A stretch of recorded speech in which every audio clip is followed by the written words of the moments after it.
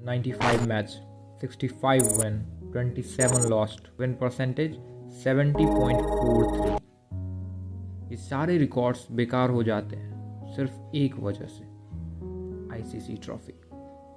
2017 कोहली को full time captain बनाया गया और 2021 में कोहली ने T20 कैप्टनसी छोड़ दी और ओडीआई कैप्टनसी उनसे ले ली गई। अब इस पूरे कैप्टनसी टेन्योर में 4 आईसीसी ट्रॉफी हुई, लेकिन कोहली एज अ कैप्टन एक भी ट्रॉफी अपने नाम नहीं कर पाए। लेकिन एज अ प्लेयर वो अपने प्राइम फॉर्म में रहे। अब पिछले कुछ दिनों से हर पेपर की हेडलाइन में बस कोहली ही छाए हुए थे। कुछ रिपोर्ट्स कोहली और रोहित के बीच हुए रिफ्ट क्लेम करती है, तो कुछ कोहली वर्सेस बीसीसीआई। इस सब की शुरुआत 8 दिसंबर को हुई, जब बोर्ड ने साउथ अफ्रीका जाने वाले इंडियन टेस्ट स्क्वाड अनाउंस की, जहां रोहित शर्मा को वाइस कैप्टन अनाउंस किया गया। लेकिन उसके कुछ ही मिनट बाद बीसीसीआई ने कोहली की ओडीआई कैप्टनसी ले ली और रोहित शर्मा को full time ODI captain announce किया। और 9 दिसंबर को, यानी लगभग 22 से 23 घंटे बाद, बीसीसीआई के ट्विटर हैंडल से कोहली के लिए एक थैंक यू ट्वीट किया गया। यहाँ तक सब ठीक चल रहा था। अभी तक बस र्यूमर सिर्फ कोहली और रोहित के रिफ्ट को लेकर ही चल रही थी। फिर 11 दिसंबर को बीसीसीआई प्रेसिडेंट सौरव गांगुली ने एक इंटरव्यू में बताया कि क्यों कोहली की ओडीआई कैप्टनसी ले ली गई, जिसका कारण बताते हुए उन्होंने कहा कि एक अच्छी टीम में बहुत सारे लीडर्स नहीं होते, इसीलिए कोहली सिर्फ टेस्ट कैप्टन ही रहेंगे। फिर उन्होंने कहा कि T20 कैप्टनसी छोड़ने से पहले बोर्ड ने उनसे रिक्वेस्ट की कैप्टन के तौर पर बने रहने के लिए, लेकिन कोहली नहीं बनना चाहते थे। और फिर मोहम्मद अजरुद्दीन की तरफ से एक ट्वीट आई, जिसमें बताया गया कि विराट कोहली ने साउथ अफ्रीका टूर के लिए रेस्ट मांगा है, जिसके कारण कोहली और रोहित के बीच रिफ्ट की बातें कुछ हद तक सही लगने लगी थी। फिर रिपोर्ट्स आई कि रोहित शर्मा इंजर्ड हो गए, जिसके कारण अब वो टेस्ट टीम का हिस्सा नहीं बन पाएंगे।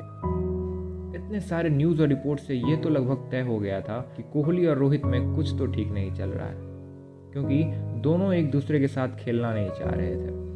और फिर वो इंटरव्यू आया जिसने इंडिया को 2005 की यादें ताज़ा करवा दी, जहां सौरव गांगुली और ग्रेग चैपल के बीच हुए रिफ्ट ने इंडियन क्रिकेट को काफ़ी पीछे ढकेल दिया था। इस बार भी एक चेहरा सेम था, सौरव गांगुली, लेकिन इस बार Ganguly BCCI president versus Kohli हर न्यूज़पेपर की हेडलाइन बनने वाली थी, क्योंकि 15 दिसंबर को दी गई एक इंटरव्यू में कोहली ने सारे रिपोर्ट्स को एक एक कर गलत बता दिया।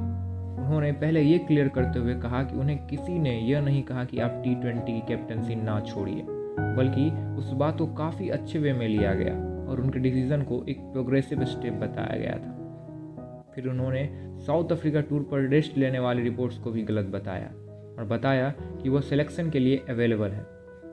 और फिर आगे बताते हुए उन्होंने कहा, टीम अनाउंस होने से मात्र 1.5 घंटे पहले उन्हें फ़ोन कॉल पर बताया गया कि उन्हें ओडीआई कैप्टनसी से हटा दिया गया है। इतना कहना काफ़ी नहीं था कि हर तरफ कोहली वर्सेस गांगुली ट्रेंड होने लगा। कुछ ने डिसीजन सही बताया तो कुछ ने गलत। बात कैप्टनसी छोड़ने या रखने की नहीं है, बात यह है कि क्या विराट कोहली जैसे सक्सेसफुल कैप्टन को कैप्टनसी से हटाने से 1.5 घंटे पहले बताया जाना सही था? क्या उन्हें एक फेयरवेल मैच देना सही नहीं था? बीसीसीआई का कोहली को थैंक यू ट्वीट देने में 22 घंटे क्यों लग गए?